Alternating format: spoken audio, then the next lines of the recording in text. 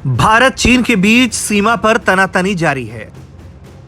चीन अभी भी लद्दाख में अपनी कायराना हरकत से बाज नहीं आ रहा, लेकिन इस बीच सीडीएस जनरल बिपिन रावत ने भारत की सीमा सुरक्षा को लेकर एक बड़ा बयान दिया है।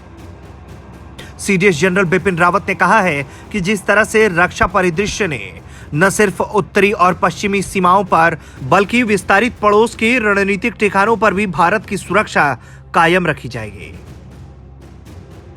यानी कि चीन को अब यह समझ लेना चाहिए कि उसके दिन गए, अब भारत जल्द ही उसकी अकड़ खत्म करेगा। सीडीएस जनरल बिपिन रावत ने आगे कहा कि भारत एक तरफ शक्तिशाली देश अमेरिका के साथ अपने उभरते संबंधों को अहमियत दे रहा है, तो दूसरी तरफ रूस के साथ अपने पुराने संबंधों को और भी ज्यादा मजबूत कर रहा है।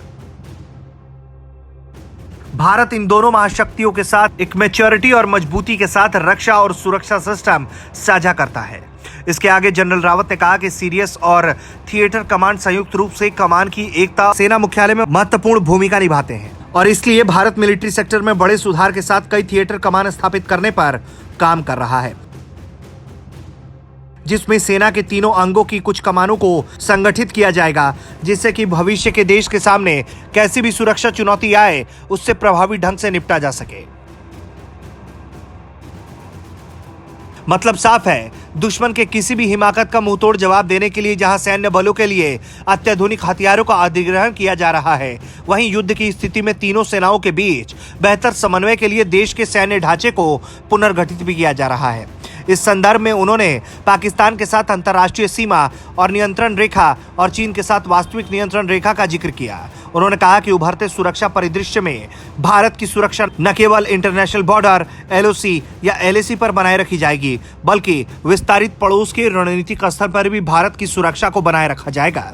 इससे पहले सीडीएस रावत ने सैन्य बलों के लिए सैन्य उपकरणों की खरीद के लिए एक नीति बनाने की वकालत की थी, जिसमें 114 लड़ाकू विमानों का अधिग्रहण भी शामिल है। नौसेना के लिए विमान वाहक पोत की जगह पनडुब्बी हासिल करना ज्यादा जरूरी है, जिस पर सीडीएस रावत ने कहा था कि पनडुब्बी हासिल करना उनकी प्राथमिकता में शामिल है। फिलहाल चीन से लगते देश की पूर्वी सीमा की सुरक्षा के लिए 1 या 2 कमान का गठन किया जा सकता है। पाकिस्तान से लगती पश्चिमी सीमा के लिए जम्मू कश्मीर में अलग थिएटर कमान तो होगा ही, जम्मू के दक्षिणी भाग में अंतर्राष्ट्रीय सीमा के लिए एक अलग कमान का भी गठन किया जाएगा। सेना के लिए इन कमानों के अलावा ट्रेनिंग और लॉजिस्टिक के लिए भी अलग से थिएटर कमान का गठन किया जाएगा। ब्यूरो रिपोर्ट, भारत तक।